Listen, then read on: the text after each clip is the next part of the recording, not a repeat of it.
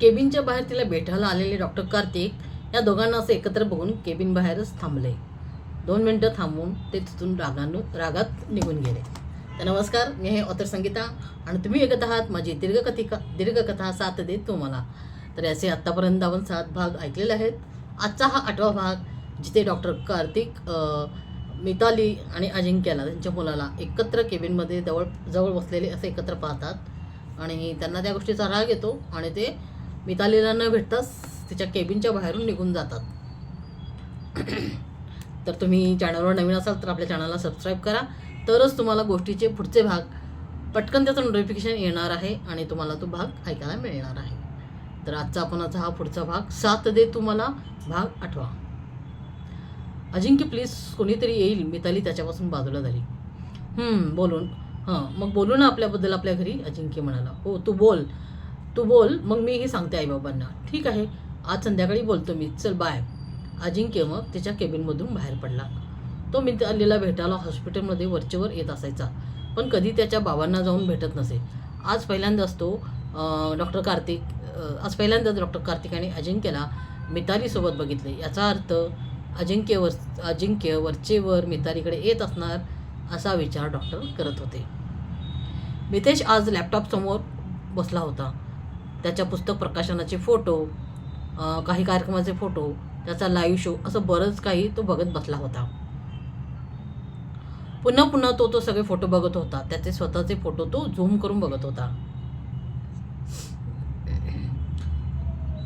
अचानक त्याने त्याचे FB अकाउंट ओपन केले, जे ऑलरेडी ओपनच असायचे कायम, कारण त्याचा लॅपटॉप फक्त तोच वापरत असायचा. FBवरच्या सगळ्या पोस्ट तो बघत होता आणि फोटो बघता एका ठिकाणी त्याचा आणि आर्याचा एक फोटो त्याला दिसला. आर्याला बघून मितेश एकदम व्हायबल झाला. तिला बघून काय करू काय नको अशी त्याची अवस्था झाली. त्याने आहे तसंच लॅपटॉप बंद करून टाकला. त्याला खूप घाम आला. मितेश तिथून उठला आणि बेडवर पडला. मितेश, कसा आहेस यार? त्याच्या रूममध्ये राहुल आणि निखिल आले होते. त्यांच्याकडे त्याने पाहिले पण काहीच बोलला नाही, तसाच पडून राहिला. राहुल आणि निखिल बाजूला खुर्चीवर बसले. मितेश, तुझी ट्रीटमेंट चालू झाली असं काका सांगत होते, तू आता लवकर बरा होशील असंही म्हणाले, राहुल म्हणाला. अजून एक मितेश, मी आत्ता पुण्यातच राहणार आहे, मला इथे जॉब मिळाला आहे, निखिल म्हणाला. मितेश, अरे बरेच संपादक आपल्या ऑफिसला येऊन गेले, त्यांना तुझे पुस्तक हवे आहे, तुझ्याकडूनच लिहून हवे असं म्हणतात ते. तू प्रयत्न तरी कर मितेश, नक्की एखादी चांगली स्टोरी लिहू शकशील तू, राहुल म्हणाला. मितेश फक्त ऐकत होता. त्यांना काहीही उत्तर देत नव्हता. राहुलने लॅपटॉप बघून तो चालू केला. त्याने मुद्दाम तो चालू केला आणि मितेशचा एक लाईव्ह शो सुरू केला. त्यामध्ये मितेश त्याच्या नवीन कादंबरीबद्दल, जी गेल्या वर्षी प्रकाशित झाली होती, त्याबद्दल लोकांशी, त्याच्या फॅन्सशी बोलत होता. त्यांच्या प्रश्नांना उत्तरे देत होता. त्याच्याबद्दल लिखाणाबद्दल तो भरभरून बोलत होता. त्याचे फॅन्स त्याला ग्रेट आणि चेअरअप करत होते. मितेशचे सगळेजण कौतुक करत होते. अचानक तेव्हा मितेश बेडवरून उठला आणि त्याने लॅपटॉप बंद केला. मितेश, तू ठीक आहेस ना? बस इथे, राहुलने त्याला हाताला धरून बसवले. हॅलो मितेश, मिताली डायरेक्ट त्याच्या रूममध्ये येत बोलली आणि राहुलला बघून जरा दचकले. ते दोघेही मितालीकडे बघत होते. डार्क ब्ल्यू कलरचा कुर्ता आणि सेम त्याच रंगाची लेगिन्स, पांढरी ओढणी आणि केस क्लिप करून मोकळे सोडलेले, हलका मेकअप, बेबी पिंक कलरची लिपस्टिक लावली होती तिने. मिताली खूप सुंदर दिसत होते. सॉरी, ते मी, मिताली बोलत होती. इट्स ओके, तुम्ही डॉक्टर मिताली ना? राहुल म्हणाला. हो, मी मिताली, मितेशची ट्रीटमेंट मीच करत आहे. हो, काका बोलले आम्हाला. मी राहुल आणि निखिल, आम्ही मितेशचे फ्रेंड. मितेश आणि मी एकत्र काम करतो, राहुलने सांगितले. अच्छा, मग तुमची मला या कामात नक्कीच मदत होईल. येस डॉक्टर, माझा आणि निखिलचा नंबरही तुमच्याकडे ठेवा. काही हेल्प हवी असेल मितेश बाबतीत तर केव्हाही कॉल करा. राहुलने मग दोघांचे नंबर तिला दिले. निखिल मितेशकडेच बघत होता. त्याचं सगळं लक्ष मितालीकडे होते. हे बघून निखिल गालातल्या गालात हसला. आपला मित्र लवकरच बरा होईल याची त्याला खात्री पटली. संध्याकाळी अजिंक्य घरी आला. आई बाबा, मला थोडे बोलायचे आहे तुमच्याशी, कॉफीचा मग हातात घेत अजिंक्य म्हणाला. डॉक्टर कार्तिकना आयडिया आली होती की तो कशाबद्दल बोलणार आहे. बोल अजिंक्य, काय सांगायचं आहे, आईने विचारले. आई बाबा, मला डॉक्टर मिताली मनापासून आवडते. आम्ही गेली काही वर्ष एकमेकांना डेट करत आहोत. मिताली अजून 2 वर्ष तरी लग्न नको म्हणते, म्हणून मग आम्हाला आमची एंगेजमेंट करायची आहे. अरे वा अजिंक्य, माझ्या मनातलं बोललास. मलाही मिताली खूप आवडते, आई म्हणाली. बाबा तुम्ही काही बोलत नाही आहात, अजिंक्याने विचारले. अजिंक्य, मला मिताली पसंत नाही. म्हणजे एक डॉक्टर म्हणून चांगली आहे ती, पण मी तुझ्यासाठी दुसरी मुलगी पाहिली आहे, डॉक्टर कार्तिक म्हणाले. व्हॉट, दुसरी मुलगी? आणि माझ्यासाठी, मला न विचारता? अजिंक्य चिडला होता. हो, तुला न विचारता, कारण तुझं भलं बरं मला समजते आहे.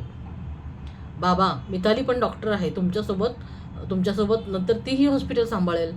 नाही अजिंक्य, मिताली फक्त मानसोपचार तज्ज्ञ आहे. मला माझी सून एक प्रख्यात सर्जन म्हणून हवी आहे. वा बाबा, इथे पण तुम्ही तुमचा व्यवहार, तुमचं भलंच बघत आहात. माझ्या आवडीला, माझ्या इच्छेला काहीच किंमत नाही. अजिंक्य, खूप आधीपासून मी डॉक्टर निरंजन यांना शब्द दिला आहे. त्यांची मुलगी MD स्मिता हिच्यासोबतच तुझं लग्न होईल, डॉक्टर अजिंक्य म्हणाले. कार्तिक म्हणाले. वा बाबा, तुमच्या हॉस्पिटलच्या पार्टनरसोबत तुम्ही अगोदर माझ्या लग्नाची डील करून रिकामी झालात. मग मला हे मान्य नाही, अजिंक्य म्हणाला. मला देखील मिताली या घरात सून म्हणून नको आहे, समजलं? बाबा, तुम्ही कितीही आग्रह केलात तरीही मी मितालीला सोडणार नाही. जसा तुम्ही डॉक्टर निरंजनना शब्द दिलात ना, तसा मीही मितालीशी बांधील आहे. अजिंक्य, तू चुकीचा विचार करत आहेस. डॉक्टर स्मितासोबत लग्न केलेस तर तिची सगळी प्रॉपर्टी आणायचे तुलाच मिळेल. तुझं भविष्य सिक्युअर होईल. स्मिता एकुलती एक मुलगी आहे.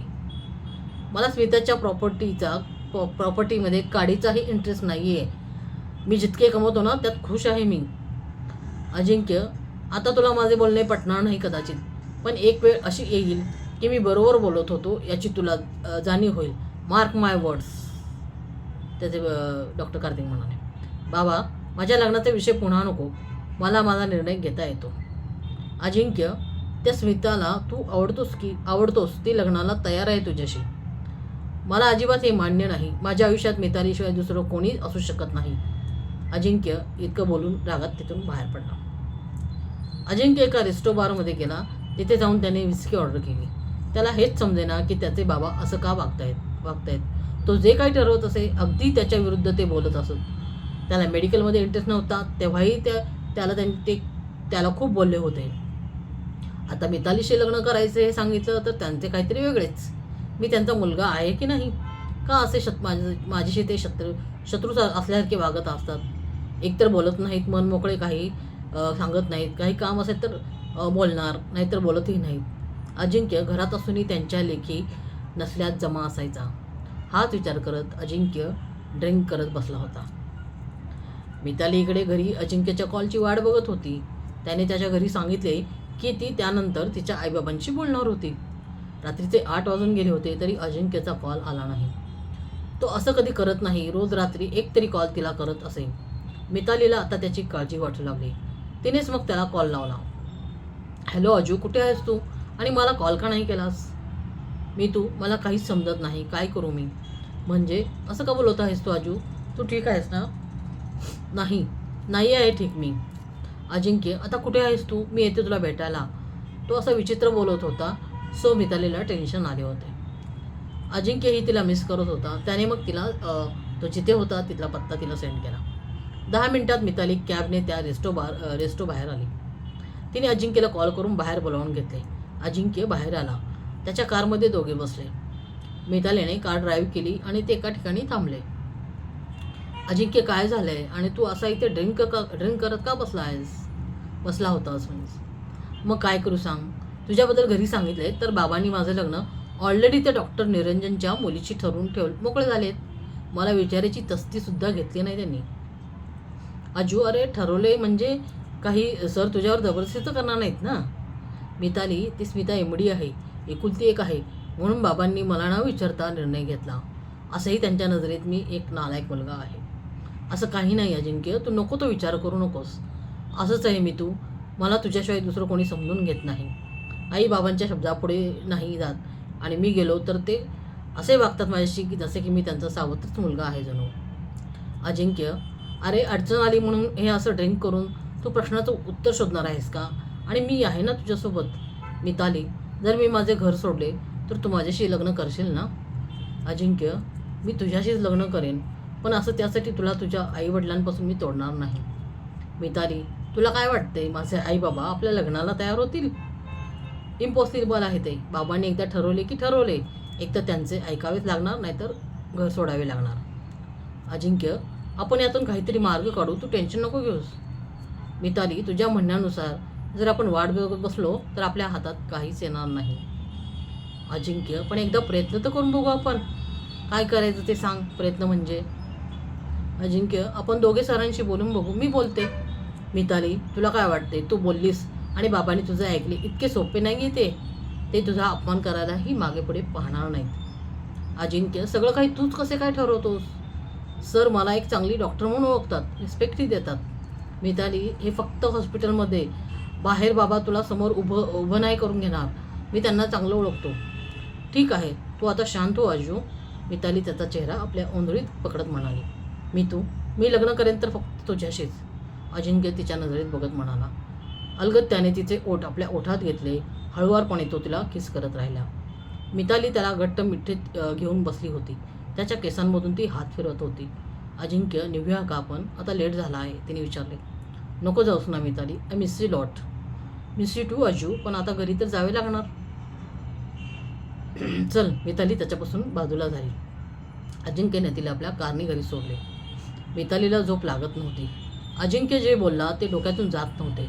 त्याच्या आईबाबांनी आमच्या नात्याला स्वीकारले नाही तर मग पुढे काय होणार? मग मी असं घर सोडून पळून जाऊन लग्न नाही करू शकत. माझ्या आईवडिलांची मीही एकुलती एक मुलगी आहे. दादा तिकडे अमेरिकेत आहे. इथे मीच माझ्या आईबाबांचा आधार आहे. मिताली विचार करत कधीतरी झोपून गेली. इकडे आर्या मार्कसोबत केरळ फिरत होती. त्याच्यासोबत पार्टीनं जा, त्याच्या मित्रांसोबत डिनर, त्यात ड्रिंक, स्मोक सगळं चालू होतं. रात्री ती आणि मार्क फिजिकली एकत्र येत असायचे. ड्रगच्या नशेत आपण काय करतो आहोत याचे आर्याला भान नसायचे. मार्क तिचा बरोबर वापर करून घेत होता. पूर्ण 1 आठवडा त्याच्यासोबत राहून आर्या घरी परत आली होती. पुढच्या महिन्यात मार्क तिला भेटायला पुण्याला येणार होता. कोल्हापूरला आल्यावर मित्रमैत्रिणीसोबत फिरणे, पार्टी यातच ती दंग होती. एक दिवस ती डिनरसाठी एका हॉटेलमध्ये गेली होती. तिथे काही फ्रेंड्स ही तिच्यासोबत होते. ड्रिंक आणि स्मोक करत ते सगळे एन्जॉय करत होते. डान्स फ्लोअरवर आर्या एकासोबत डान्स करत होती. तो मुलगा तिला नको तिकडे सगळीकडे डान्सच्या बहाणे तिला स्पर्श करू पाहत होता. आर्याला समजत होते की त्याच्यापासून ती दूर व्हायला बघत होती, पण तो मुलगा तिला सोडत नव्हता.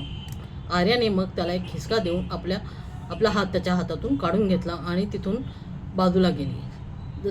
तर तो मुलगा तिच्या मागेच जाऊ लागला. आर्या हॉटेलच्या बाहेरच्या लॉनमध्ये आली. तिथे डिम लाईट्स होत्या. तो मुलगा जास्तच ड्रिंक केल्याने नशेत होता. आर्याच्या मागे तोही तिथे आला. आर्या तिथे एका बाकावर बसली होती. तोही शेजारी येऊन बसला. तू इथे पण आलास? तुला लाज नाही वाटत का? आर्या त्याला बोलली. लाज कसली? तुला तुझे अंग दाखवताना लाज नाही वाटलं तर आम्हा मुलांना ते बघायला आणि टच करायला कसली लाज? असं बोलत त्या मुलाने आर्याची मान पकडली आणि जबरदस्ती आपल्याकडे तिला ओढून घेत तिच्या ओठांवर आपले ओठ ठेवत होता. आर्या त्याला ढकलून देण्याचा प्रयत्न करत होती, पण त्याच्या ताकदीपुढे तिचे काहीच चालेना. त्याने आपला चेहरा तिच्याजवळ आणला आणि त्याला काही समजायच्या आत एक जोरात ठोसा त्याच्या गालावरती पडला. त्याने रागात मागे वळून पाहिले. कोण तू आणि हिच्याशी काय संबंध तुझा? माझी फ्रेंड आहे ती. मी कोण याच्याशी तुला काय देणे घेणे नाही, समजलं? तू तिच्यावर जबरदस्ती करू शकत नाहीस. आर्या आश्चर्याने बघत होती. तो निखिल होता. चल निघ इथून, नाहीतर इथेच तुला गाडून टाकेन. निखिलने त्या मुलाला दम दिला. तसा तो मुलगा हेलपाटे खात तिथून निघून गेला.